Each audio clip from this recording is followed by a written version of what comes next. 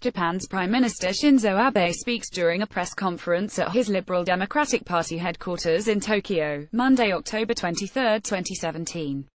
Abe pledged to tackle what he called Japan's two national crises, the military threat from North Korea and an aging and shrinking population, after his ruling coalition was returned to power in Sunday's elections. Koji Sasahara, Associated Press, Tokyo. Fresh off a decisive election victory, Japan's leader pledged Monday to tackle what he called Japan's two national crises, the military threat from North Korea and an aging and shrinking population. Prime Minister Shinzo Abe said at a news conference that he is committed to protect the Japanese people's prosperity and peace from any contingency. He also referred to Japanese people who were abducted years ago and are believed to still be held by North Korea. I will pursue decisive and strong diplomacy to tackle North Korea's missile, nuclear and abduction issues and put further pressure to get it to change its policy, he said.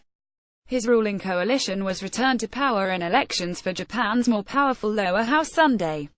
Abe said Japan's decreasing population and aging is the biggest challenge for his Abenomics policy aimed at Japan's economic recovery from deflation. The problem is progressing by the minute, and we cannot afford waiting around. He promised a comprehensive package by the end of the year to deal with Japan's demographic challenges, including investments in education, productivity improvements, and pension system reform.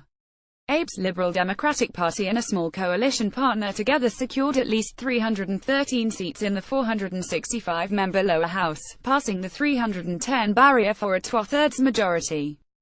3 seats remained undecided. Abe said the result showed strong support from the people and thanked them for backing stability in his government's policies. The victory boosts Abe's chances of winning another 3-year term next September as leader of the Liberal Democratic Party. That could extend his premiership to 2021, giving him more time to try to win a reluctant public over to his long-time goal of revising Japan's pacifist constitution. In the immediate term, the win likely means a continuation of the policies Abe has pursued since he took office in December 2012, a hard line on North Korea, close ties with Washington, including defense, as well as a super loose monetary policy and push for nuclear energy. Stocks rose in Tokyo on Monday morning. Abe said he will have deep discussion on North Korean policies with President Donald Trump during his planned November 57 visit in Japan. Abe said he will call a special parliamentary session to be re-elected as Prime Minister and install his new cabinet, which is expected to retain most of its current members. Abe's ruling coalition already has a two-thirds majority in the less powerful upper house. Having a so-called supermajority in both houses gives them virtually a free hand to push even divisive policies and legislation. That would also increase Abe's chances for achieving a constitutional revision, a goal his party and its nationalist supporters have advocated for years. They view the 1947 Constitution as the legacy of Japan's defeat in World War II and an imposition of the victor's world order and values. The charter renounces the use of force in international conflicts and limits Japan's troops to self-defense. Although Japan has a well-equipped modern military that works closely with the US, any change to Japan's constitution, which has never been amended, requires approval first by two-thirds of parliament, and then in a public referendum. Polls indicate that the Japanese public remains opposed to amendment.